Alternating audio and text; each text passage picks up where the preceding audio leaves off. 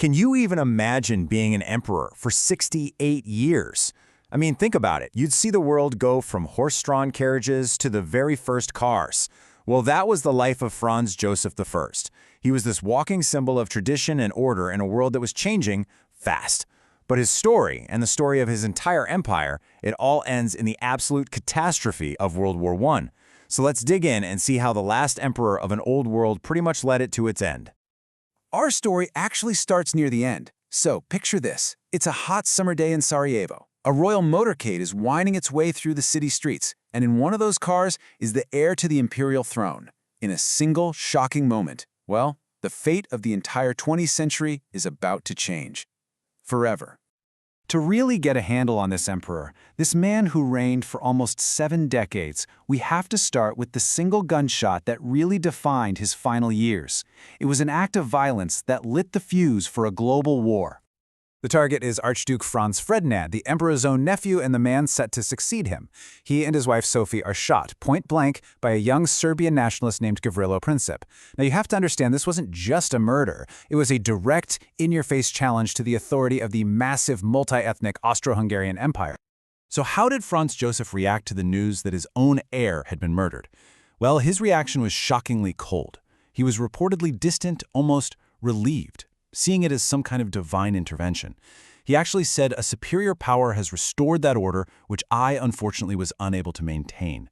And what this shows us is a man who was just hardened by a lifetime of duty, where the stability of the dynasty outweighed even something as profound as personal grief. To really understand that kind of reaction, we've got to rewind. Let's go back 66 years, right to the very beginning of his reign. See, he wasn't born into some stable, peaceful empire. No, he inherited a firestorm. The year 1848 was just a wildfire of revolution all across Europe, and the Habsburg monarchy was right on the brink of collapse.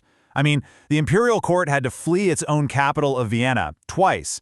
The emperor at the time was seen as way too weak to handle the crisis. So, what was the solution? Well, they forced him to abdicate and put his 18-year-old nephew, Franz Joseph, on the throne. His mission, from the second he was crowned, was brutally simple: restore order, no matter the cost. And his first big test, it came immediately. The Kingdom of Hungary, which was a huge part of the empire, was in open revolt. They were demanding their own constitution, their own independence. For this young emperor, this was a battle against the powerful new force of nationalism, a fight that would, believe me, define his entire rule. So this rebellion in Hungary really gets to the heart of the central challenge of his entire reign. I mean, how do you govern an empire of patches? That's what it was. A huge territory made up of Germans, Hungarians, Czechs, Poles, Croats, and so many more, who all had their own languages, their own cultures, and these growing nationalist ambitions. This tension played out big time on the international stage, especially with what they called the German question. For centuries, the Habsburgs had been the leaders of the German-speaking world. But now, the rising power of Prussia was offering a different vision, a unified Germany that completely excluded Austria.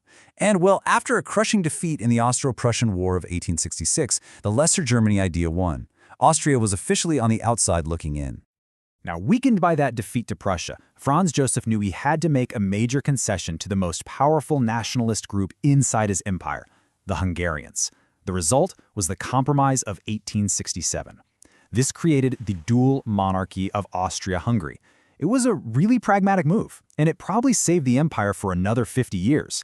But by appeasing one group, it just fanned the flames of resentment among all the others, like the Czechs and the Serbs, who were left feeling like second-class citizens. So while the emperor was desperately trying to patch together his fracturing empire, his personal life was being just torn apart by this relentless series of tragedies. It's sometimes even called the Habsburg Curse. The tragedies started in 1867, the very same year as the Compromise. His younger brother, Maximilian, who'd been installed in a super risky venture as the Emperor of Mexico, was captured by Republican forces and executed by firing squad. A brother lost to a distant political gamble. Then, in 1889, came the darkest blow of all. His only son and heir, Crown Prince Rudolf, was found dead in a murder-suicide pact with his young mistress at a hunting lodge. In one tragic night, the emperor didn't just lose his son, the empire lost its direct line of succession. And the tragedies just kept on coming.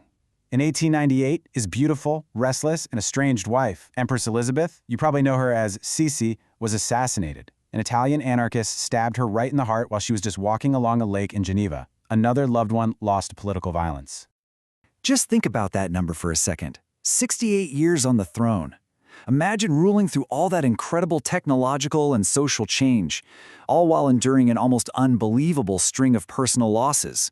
This is the hardened, grieving, 84-year-old man who is now facing the crisis of 1914. And so, that brings us back to Sarajevo. After the assassination of his new heir, Franz Ferdinand, the old emperor and his government decided a line had been crossed.